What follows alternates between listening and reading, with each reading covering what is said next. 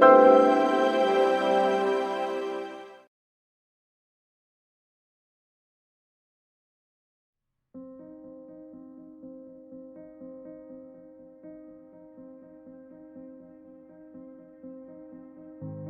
you ever experienced emotional pain?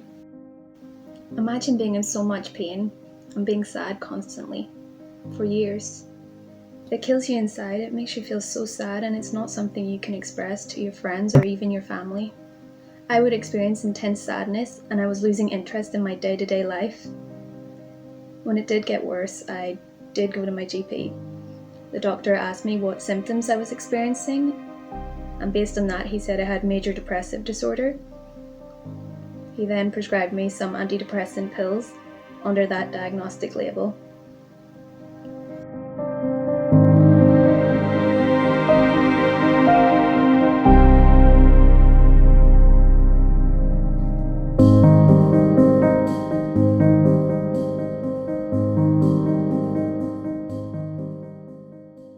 Diagnostic systems can be problematic.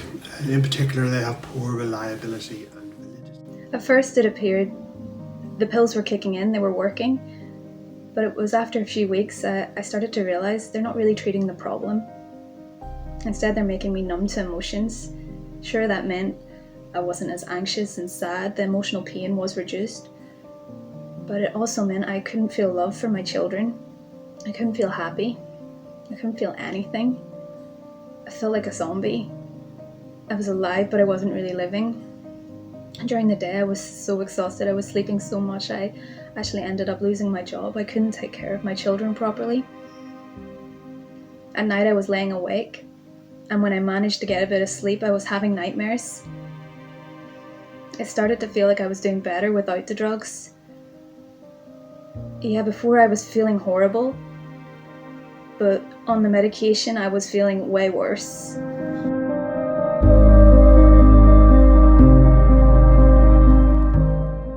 The idea that drugs work by correcting some underlying biological abnormality is incorrect. We've not demonstrated that for any type of psychiatric drug. And it's not just the pharmaceutical industry, and it's not just the medical profession whose interests it serves.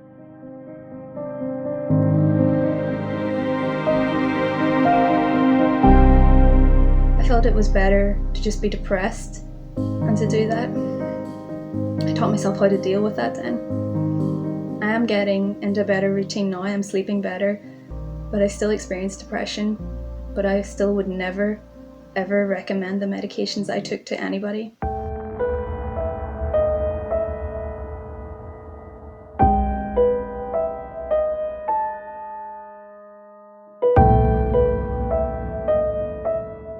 Now, where to begin? The first thing I want you to know today is that to a large extent, we understand patients' mental health experiences from the lens of diagnostic manuals called the DSM or the ICD. So when you go to visit a psychiatrist as a patient, on one hand, the psychiatrist listens to your problems and concerns. On the other hand, they have a set of diagnostic labels such as the major depressive disorder or the schizophrenia, for example. And what the psychiatrist is trying to do is looking for some key symptoms from your narrative and trying to fit you to one of these categories. Once you get a diagnosis, let's say major depressive disorder, you are accordingly given antidepressant pills and sometimes you are referred for therapy. The second thing I want you to know is the process of diagnosing mental disorder is very different from the way you would be diagnosed if you visit a consultant or a physician with a broken bone or let's say urine infection. We don't have any x-rays or blood tests for diagnosing mental illness or for confirming the diagnosis. A recent Nature review revealed that no convincing evidence supported the existence of a transdiagnostic biomarker.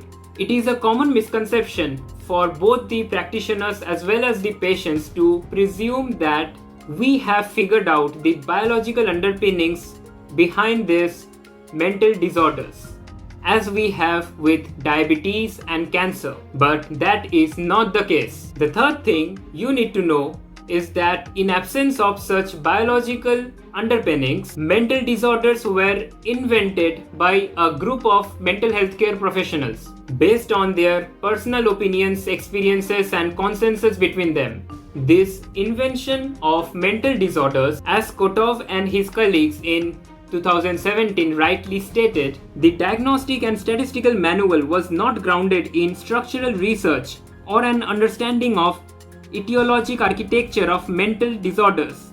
It has failed in some instances to represent psychopathology accurately. As one might expect, researchers around the world has demonstrated this to be a flawed understanding of mental illness. But nevertheless, a lot of clinicians continue to use it even today, and patients continue to suffer because of them. Now you might be wondering that if these existing models of understanding mental illness is flawed, then what is a better way to study or understand mental illness? Well, that's my work is about. I use computers to understand the nature of psychopathological experiences from tens and thousands of patients, without relying on what their psychiatrists think or observed about them, or how the diagnostic manuals have labeled them. The idea here is to learn about mental illness from the lived experiences of patients who went through it. From there, we will not just get a deeper understanding into the nature of mental illness, but also we might get better ways of treating people. One that does not rely on labeling patients with diagnostic categories, and one where the rate of recovery is very high. I'm also leveraging on the power of artificial intelligence and trying to predict the course of mental illness so that we can prevent certain mental health conditions in patients even before they occur. Now, this might not be the normal way how psychiatry works today, but what is not normal to me is that so many people are not benefiting from this existing system. They continue to suffer for decades, and so many of them never get back to life. Having been through clinical training myself, working with patients in hospitals and rehabs, I have come to realize how broken our existing mental health care system is. I'm not saying that there are no exceptions, but I'm afraid most of the clinicians I know of today are choosing to stick to these pseudo-scientific modes of practice. But don't take my word for it. I'm gonna go out on road and speak to some leading mental health professionals to share with you this side of the story which is often untold to the public. Well, good afternoon. My name is Dr. Kieran Mulholland. I'm a consultant psychiatrist. I've worked as a psychiatrist for exactly 30 years.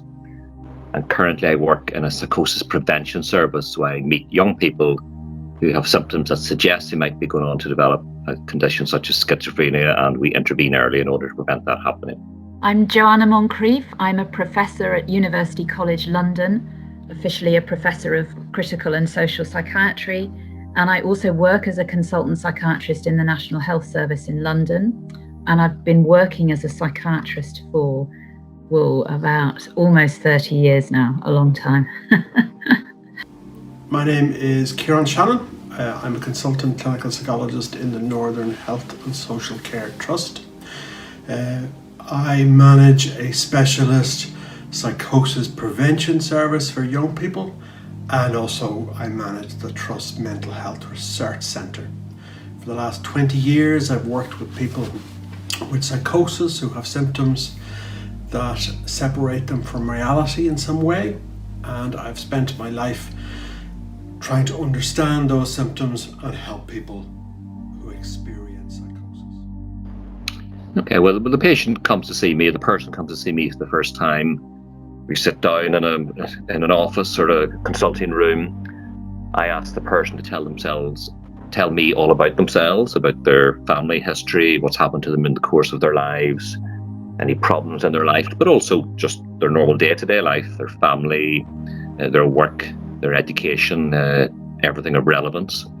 And I then ask them about what the actual problem is, and ask them to explain to me when it began, if anything brought it on, if anything makes it better, if anything makes it worse, low mood, for example.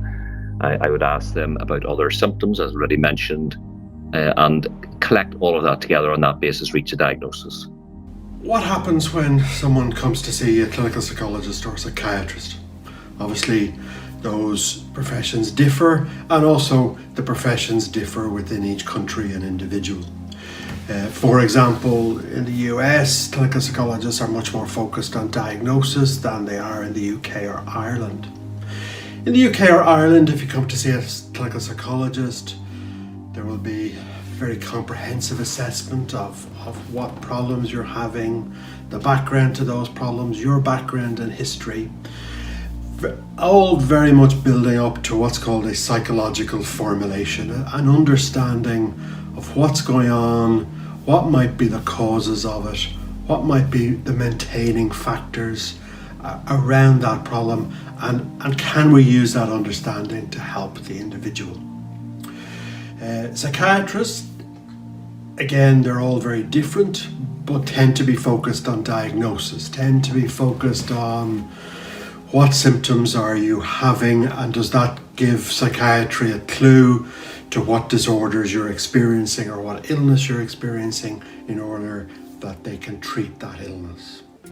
Well, the dominant model at the present time is the illness model.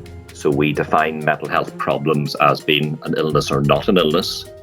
So if somebody's problems are sufficient severity, we say they meet criteria for an illness, just like a physical illness. The idea that drugs work by correcting some underlying biological abnormality is incorrect. We have not demonstrated that for any type of psychiatric drug that's given for any sort of mental health condition.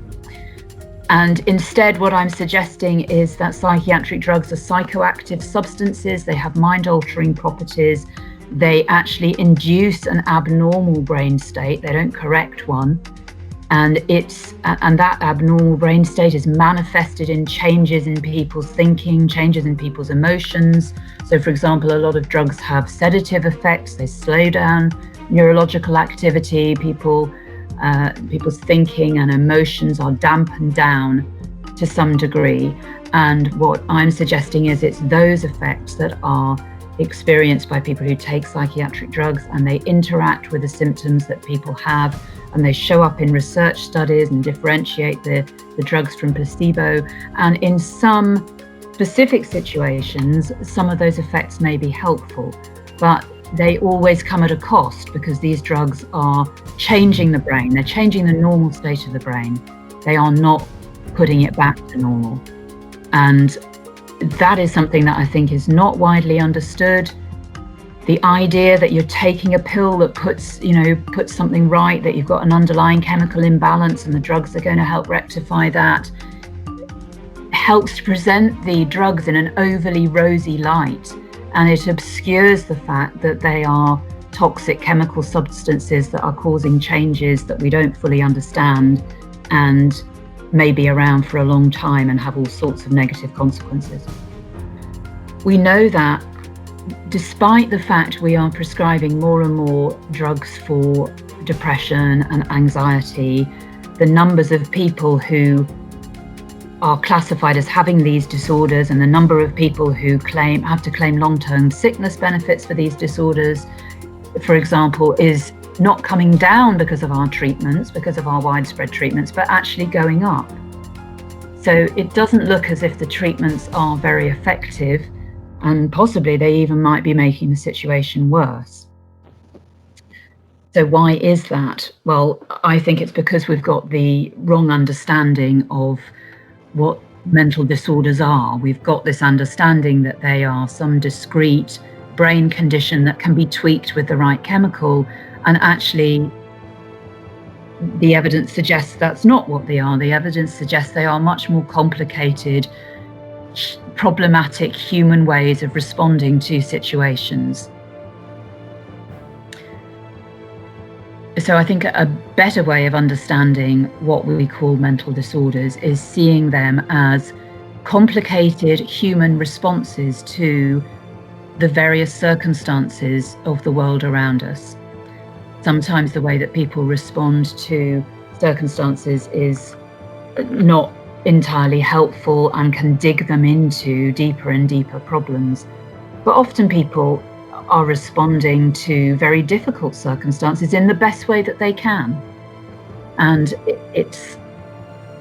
I think, not helpful for us to simply to suggest that the problem is in their brains and that their brains need adjusting.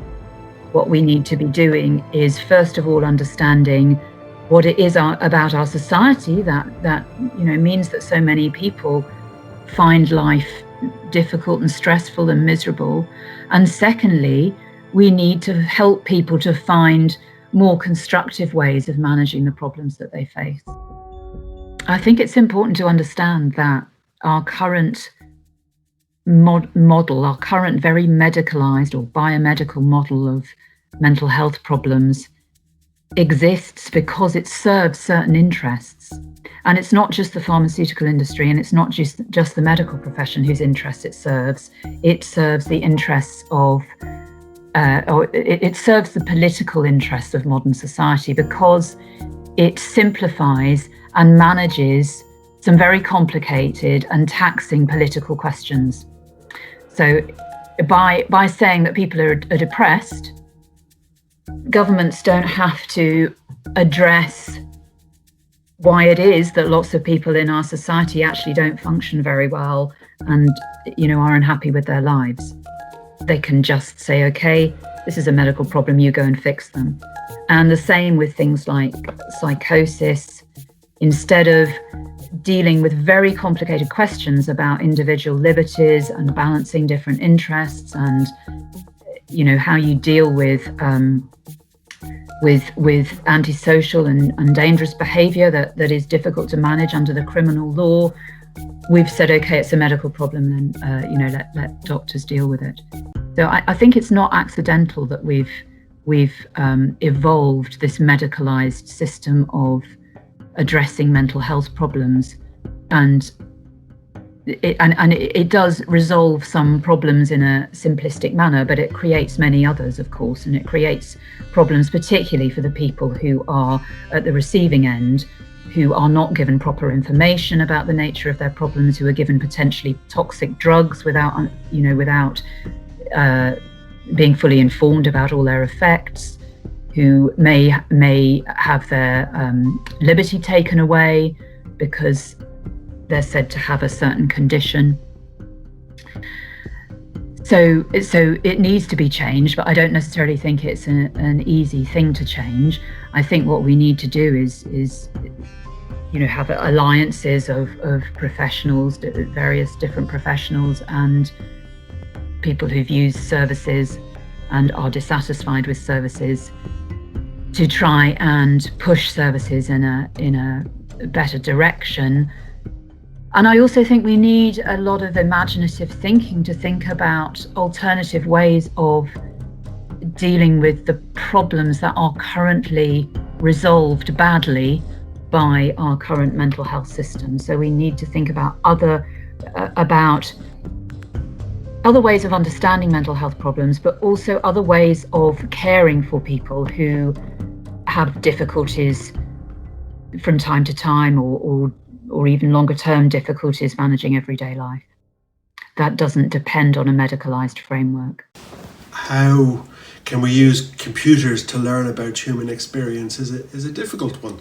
I suppose one of the main ways that we have used computers in the last number of years is to almost model our thinking and our cognition based on possibly ways computers do.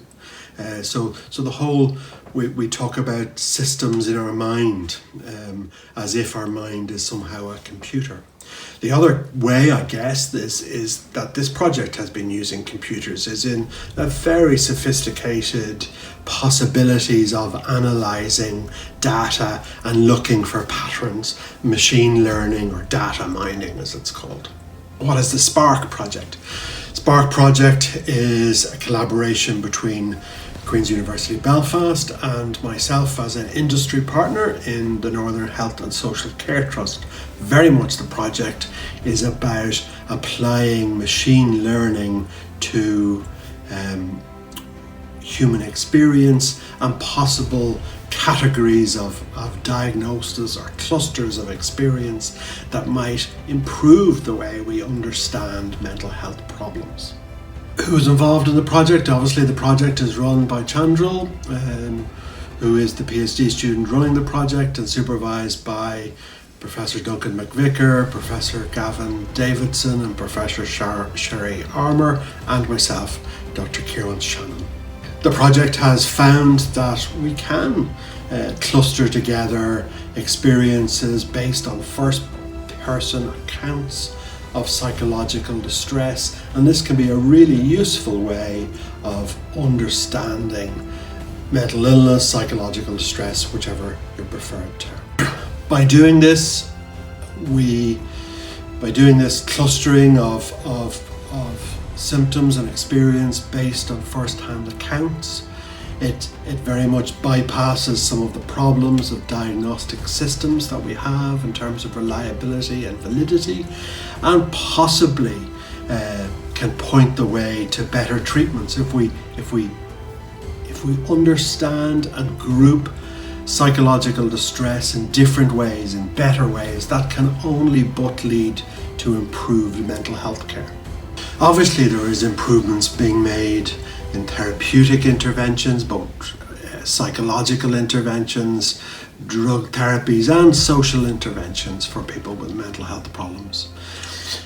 This project, I think, can only lead to those improvements and add to those improvements, suggesting a possible better target of interventions. If we can group people and their distress in better ways, we can target interventions that will suit them individually in a much better way than happens at present. Future do you envisage for the project? I guess if the project does manage again to apply data analytic techniques to first-person accounts and provide really meaningful results, I guess the main issue is about who we can target with what interventions to improve outcome. That's the main future of the project. Can it be used to improve patient outcome based on their individual characteristics? So hopefully your algorithm research will enable you to do that, will enable you to identify the sorts of ways that what we call mental disorders actually impact on people. And I think that's really, really important. It's not done very well in current psychiatric research. I mean, research on antidepressants, for example, very rarely asks people about whether a simpler thing as whether they can go to work or go about their daily lives. You know, we don't actually have very good measures of that in research, in all the research that's been done on antidepressants and the research that's done on psychosis and the label of schizophrenia either. We're trying to help a person in difficulty. So the first question is, what are the particular difficulties this person is experiencing? What is wrong with their lives that they've got into this state, and how can those difficulties be resolved? And it's going to be different for every person. So some people may have a difficult situation at work, some people may have a difficult situation in their family, some people may be in financial difficulties, or people may have a combination of all those things. So, we need to help people address the particular difficulties that have led them to seek help for a mental health problem. Sometimes that will involve some sort of counselling or therapy. Sometimes I think it's, sometimes people have got into bad habits almost, but ways of dealing with things that actually make the problem worse rather than better. And I think sometimes therapy can help people to unpick that and can find and to find more constructive ways of dealing with their current circumstances. Sometimes I think people need to be empowered to say, actually, this is a horrible situation I'm in and this is not right, and I need to leave this relationship or leave this job or whatever it is that's really making them unhappy. So I think that the solution is different, and it depends on the individual's problems, and that's really the key thing, that we shouldn't be, as mental health professionals, thinking that we're treating a disease sort of situation, a thing, an abstract thing that is the diagnosis or the disorder. We are trying to help an individual to manage their circumstances and their difficulties in better ways, in ways that make their lives easier. Sure, there are some serious flaws with the way many doctors are diagnosing or treating their patients. But please note that I or anyone associated with this film are not suggesting you not to seek help from mental health care professionals when you need it. Neither we are proposing the idea that you should stop taking your medications or stop visiting your therapist after watching this film. If you have any concerns or questions, please discuss with your healthcare professional. This film should enable you to make better choices and participate more actively with your healthcare professionals who are trying their best to offer you support and care. History has it, we human beings have made many mistakes. From wars to genocide, to harming patients with wrong medicines. But our thirst for exploration and discovery has led us to continue challenging the tradition and try out new ideas to build a better future for the generations to come. Soon, there will be a time when people seeking mental health care gets better results in lesser time. Soon, we will be able to build personalized care or support for people in pain and distress. Together, we hope to build an emotionally healthier and happier community for everyone.